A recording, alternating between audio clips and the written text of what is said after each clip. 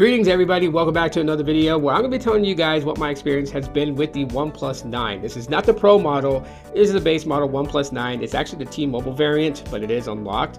But yeah, I'm going to tell you guys how it's been the last couple of days. I've been using it as one of my daily driver devices, and yeah, I'll let you guys know if it's still worth getting today, which, you know, short answer, yes it is.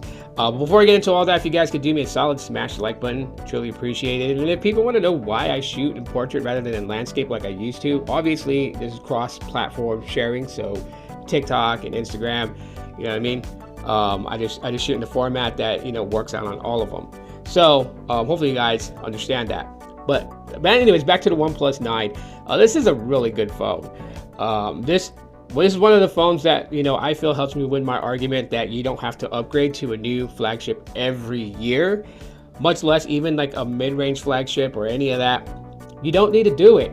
This phone came out in 2021 and it's still solid. Okay, Snapdragon 888 processor, flies like butter with everything that I do on this phone, right? We're not even in the 8th gen series, we're just in the 800 series, the 888, and it still does pretty good. And I can tell you guys, having Gemini installed on the phone, and I have no problems using Gemini. And of course it's the base Gemini, it is not the Pro Gemini, you know, so of course there's things that, you know, like Gemini Pro is going to be able to like do on your smartphone when you subscribe to the Pro subscription versus, you know, just the everyday stock Gemini that you can download from the Play Store, and that runs specifically on cloud because this does not have Gemini Nano. Yes, one thing that I don't like about this phone, you guys can see right there, it is a fingerprint magnet. So when you're touching the back of the phone, you're definitely going to have some fingerprints.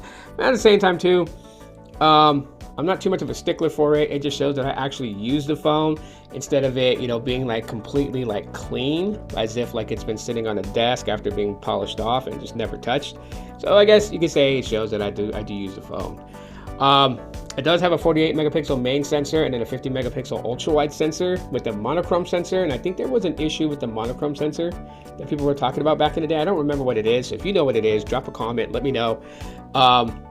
But yeah, you have that there. It's got the Hasselblad color calibrations, so you definitely, you know, should be getting some pretty stellar shots with it.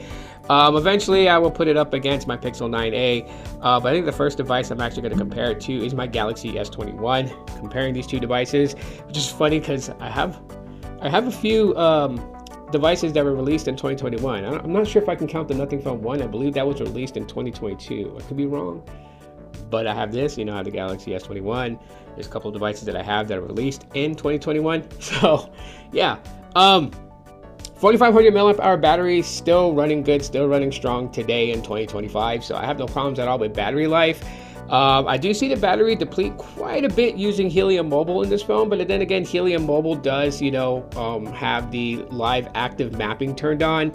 I am on the older Helium plan, so I earn crypto, not cloud points. So I tend to just, you know, I kept the line all this time and continue to use it, and, you know, continue to use my crypto to pay the bill and whatnot. So, you know, it's that's about the only time the battery gets eaten. But other than that, like, you know, regular day-to-day use, social media, YouTube, stuff like that, and it handles just fine. Audios on this thing is really good. I have no problems with it. The only thing that I wish it had is just a little bit more punchiness to the bass. The bass is a little bit more flat sounding, but nonetheless, the audio is pretty clear, and that's what I really want out of a phone. I mean, having that punchy bass and stuff like that, like I get from the Pixel 9a or the Pixel 4 XL, that's like a bonus, right? But it's not a necessity to have. But I do want to be able to hear what I'm doing as far as, like, you know, speakerphone calls, listening to music, watching media, and it does, and it's nice and loud. I mean, I can have this thing like down to what I feel is like 10% volume, and it's still loud enough to hear my videos and stuff like that. So it's crazy. The audios on this is just pretty decent, pretty good. I do love the colorway on this one. You know, this purple kind of blue iridescent color. You guys see it when I shift it there. You guys see it right there. It's like a blue. Shift it back this way. It's purple. I like the color purple. Purple is just a nice color. I mean, I used to be a stickler for red, but purple's really grown on me over the last 10 years. And so, yeah, I really do, you know, like this phone, like the colorway. It's nice. Love the way that the edges are like really curved. To me, that's awesome. I mean, you know, a lot of smartphones are going to this design, this box design, and I kind of like some rounded edges on the back, not on the front. I don't like curved displays, I like curved backings because it just makes it feel comfortable to hold in hand. This is a large phone, 6.55-inch display, so pretty large and in charge. And yeah, I would rather have a flat display with a curved back.